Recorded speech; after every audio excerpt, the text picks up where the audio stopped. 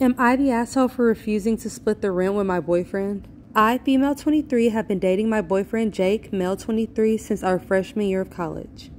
In our last year of undergrad, we decided to rent an apartment together. We split everything 50-50, including the utilities, groceries, and rent.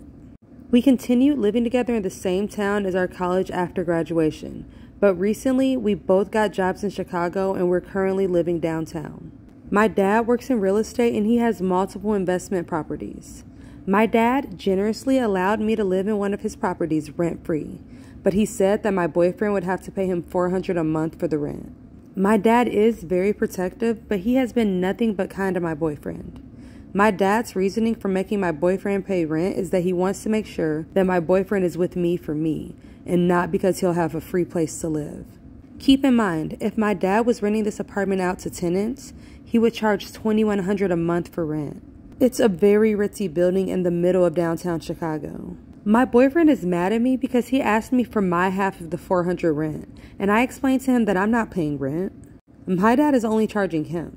He says that we've been splitting rent for the past 2 years, so why would we stop now?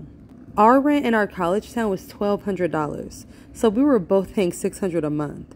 Our apartment in Chicago is significantly nicer, and he's paying $200 less a month than what he was paying in college.